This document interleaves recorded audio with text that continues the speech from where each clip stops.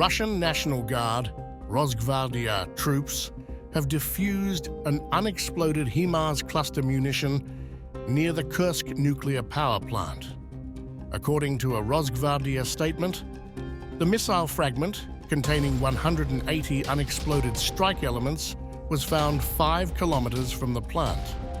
The munition was successfully neutralized, with safety measures observed throughout the operation. The HIMARS, a US-developed multiple rocket launcher, has been at the center of recent tensions between Russia and Ukraine, with both sides blaming each other for endangering nuclear security since Ukraine's offensive into Russia's Kursk region began on August 6th. We have our own doctrine, including the doctrine of using nuclear weapons, which, by the way, is now being clarified, and which American officials know very well. But this is simply Freudian.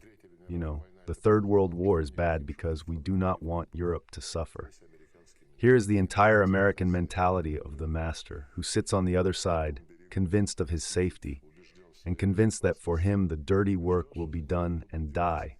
Not only Ukrainians, but now also Europeans, as it turns out.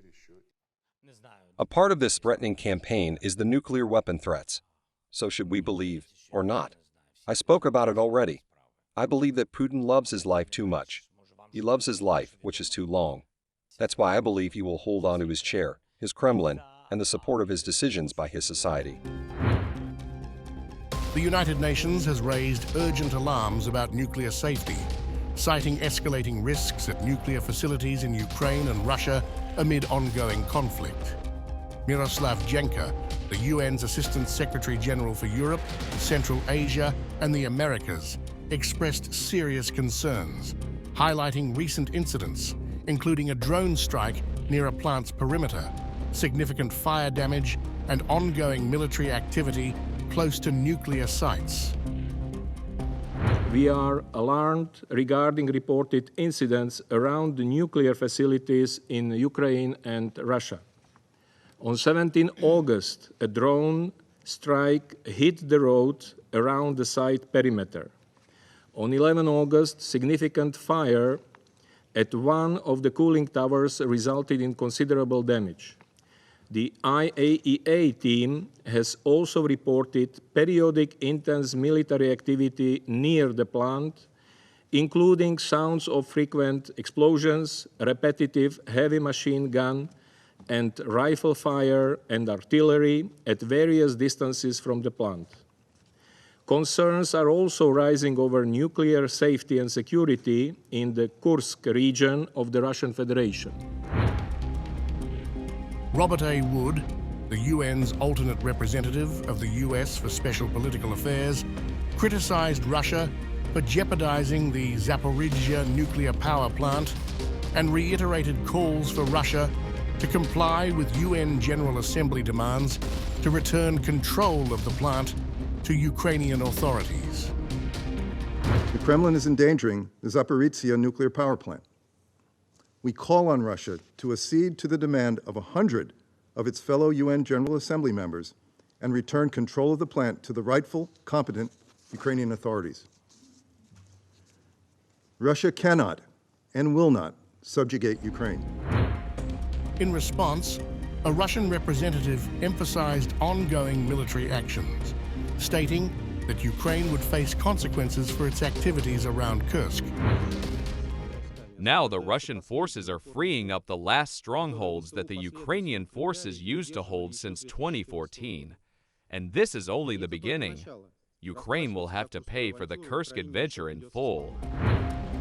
Ukraine's permanent representative to the UN detailed the extensive missile, drone, and bomb attacks endured by Ukraine, condemning Russia's actions as a criminal regime, indifferent to human life and morality.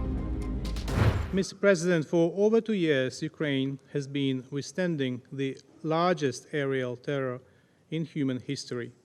Since the beginning of the full-scale invasion, Russia has launched over 9,600 missiles, nearly 14,000 attack drones, and more than 33,000 guided aerial bombs.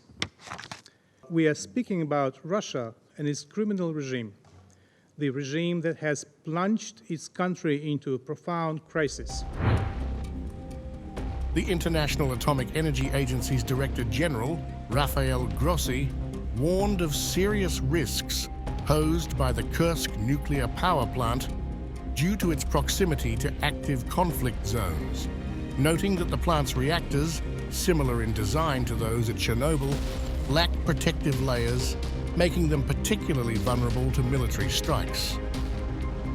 The core of the reactor, containing nuclear material, is protected just by a normal roof.